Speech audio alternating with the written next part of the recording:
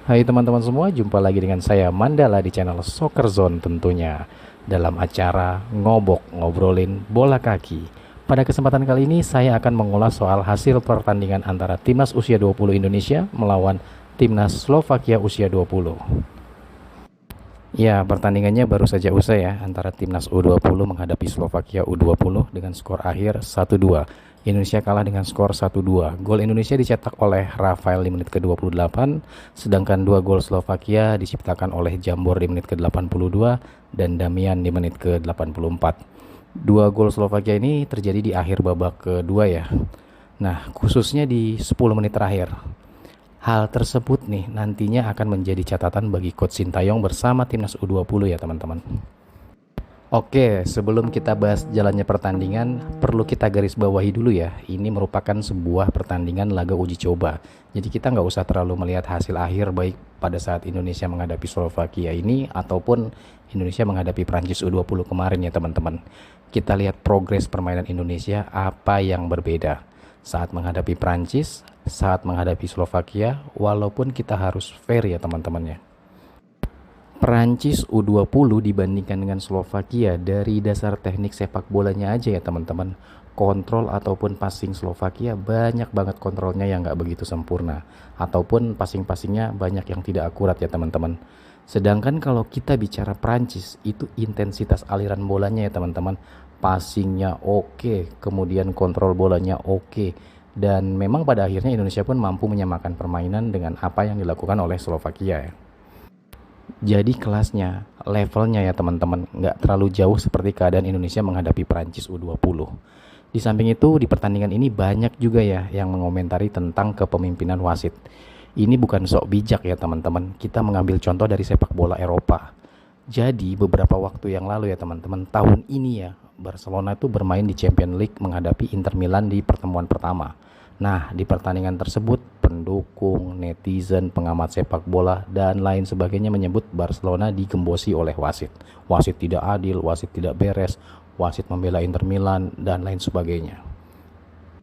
Nah, di momen yang sama, akhirnya Barcelona kan memiliki kesempatan untuk mengajukan keberatan kepada UEFA. Barcelona tidak mau mengambil sikap tersebut. Apa yang disampaikan oleh Barcelona, Xavi Hernandez, mereka katakan lebih ingin fokus terhadap gaya permainan dari Barcelona ketimbang untuk mengurusi hal-hal yang disampaikan oleh pengamat, supporter, netizen pada saat Barcelona menghadapi Inter Milan, dan akhirnya keputusannya apa? Barcelona tidak mengambil sikap untuk mengajukan banding. Jadi, kalaupun di pertandingan ini Coach Sintayong bersama staf ofisial Timnas Indonesia U20 merasa keberatan, pasti ada jalurnya teman-teman. Nggak usahlah kita membuli, tak usahlah kita mencari IG wasit. Ini tuh ada jalurnya, jadi kita pun lebih wise.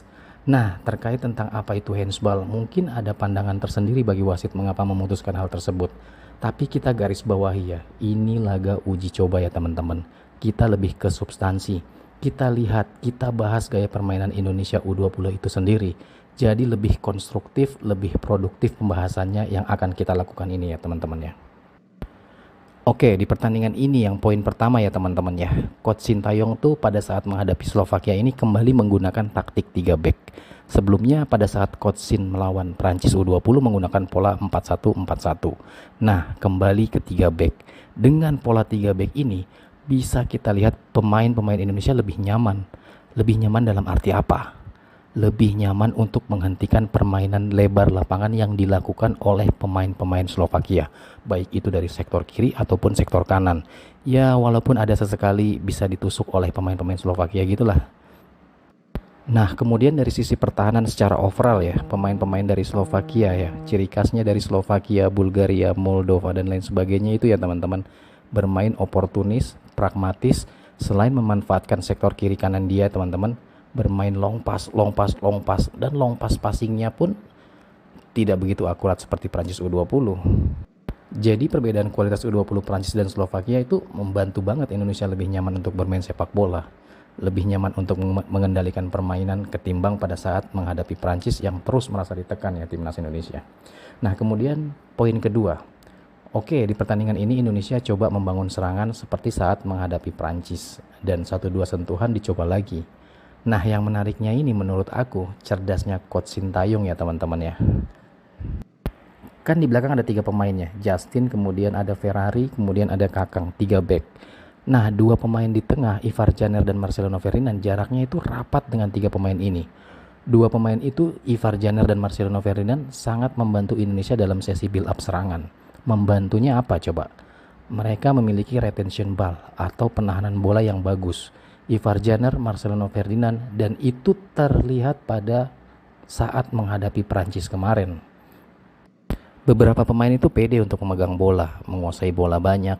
Pada saat menghadapi Prancis ada Marcelino, ada Ivar Janer, dan ada Justin. 2 pemain dari 3 nama yang kita sebutkan itu ya teman-teman, Ivar dan Marcelino, dirapatkan dengan sesi build up timnas Indonesia untuk apa? Agar 2 pemain ini mampu menguasai bola dengan lebih lama, membantu sirkulasi bola Indonesia dari bawah, tengah, sampai ke depan.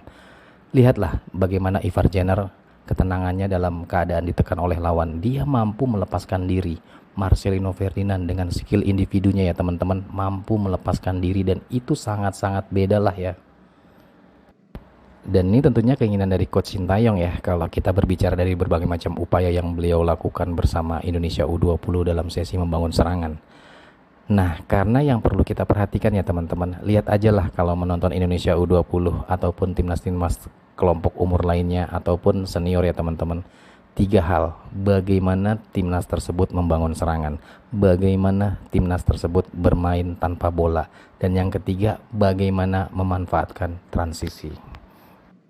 Nah, khusus untuk cara membangun serangan ya teman-teman, pakemnya itu udah dapat banget karena dibantu banget, didukung 2 pemain yang memang jago banget untuk holding the ball, menjaga bola ya teman-teman. Kemudian yang ketiga, Indonesia saat melakukan uji coba baik itu di Turki, di Spanyol ya teman-teman, ya terasa banget lah memanfaatkan lebar lapangan dengan taktik 3 backnya ya teman-teman. Nah, Slovakia yang kadang tertinggal 4 pemain di belakang, Indonesia meningkatkan jumlah pemain ada 5, jadi 5 versus 4.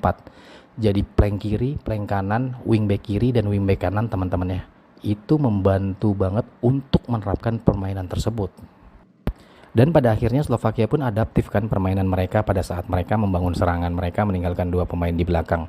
Tapi kalau mereka bertahan, menyisakan 5 pemain, kemudian didukung oleh sayap kiri, sayap kanan untuk turun ke bawah. Jadi tanpa bola Slovakia pun menggunakan 5-4-1, hampir serupa dengan Indonesia U20 ya teman-teman. Dan permainan-permainan dari sektor kanan, sektor kiri Indonesia coba dieksploitasi dan berujung 1 gol. Diciptakan oleh Rafael dari asis Zaki Ashraf. Selanjutnya yang keempat ya, terkait tentang transisi. Nah, di pertandingan ini memang gaya keoportunisan Slovakia membantu banget Indonesia untuk tidak terlalu bahaya mendapatkan serangan balik dari Slovakia. Dan ini salah satu yang perlu ditingkatkan terus ya teman-teman. Dari sisi attacking Slovakia nggak begitu luar biasa. Jadi transisi dari timnas Indonesia pun belum begitu teruji. Terkhusus dari transisi dan bola mati. Kalau kita nonton pertandingan tersebut ya teman-teman, masih kan diingatkan terus oleh staf ofisial timnas Indonesia untuk fokus, untuk jaga, untuk tutup itu. Jadi pemain-pemain Indonesia masih terus dalam tahap untuk memperbaiki diri, dan itu salah satu yang luar biasa. Nah, yang kelima, pada pertandingan ini 2 pemain keturunan Indonesia melakukan debut, baik itu Rafael ataupun Zico. Kalau kita fair-fairan berbicara ya teman-teman, bukan hanya 2 pemain tersebut, di sana ada Ivar Janer, Justin. Pemain-pemain keturunan ini mampu membuat perbedaan dengan jelas. Salah satunya keefisienannya untuk menciptakan gol. Walaupun ada beberapa peluang emas dari Rafael yang seharusnya tercipta gol, tapi setidaknya dari beberapa percobaan yang dimiliki oleh striker Indonesia U20 mampu menciptakan gol. Nah, itu yang pertama. Yang kedua, dari 2 pemain ini memiliki kengototan untuk terus menekan pemain Slovakia. Yang ketiga, dari sisi tanpa bola mereka, coba teman-teman perhatikan. Oke, mereka tanpa bola. Slovakia membangun serangan, mereka itu menutup jalur passing mereka sebagai cover shadow. Melingkarnya, mengarahkan alur permainan dari Slovakia, dan itu salah satu keinginan dari Coach Sintayong yang saat di Turki sering diajarkan pemain-pemain Indonesia U20 bagaimana caranya melingkar, mengarahkan alur distribusi bola dari pemain-pemain lawan. Dan Rafael serta Zico ya teman-teman mampu melakukan hal tersebut dengan baik, walaupun perlu terus ditingkatkan lagi. Oke, sampai di sini dulu ulasan saya mengenai hasil pertandingan Timnas U20 versus Slovakia U20. Semoga kedepannya Timnas Indonesia dapat terus berkembang dan sejajar dengan timnas-timnas top di dunia. Jangan lupa like dan subscribe channel ini jika kalian suka videonya, agar kalian juga tidak ketinggalan informasi-informasi seputar sepak bola Indonesia. Salam olahraga.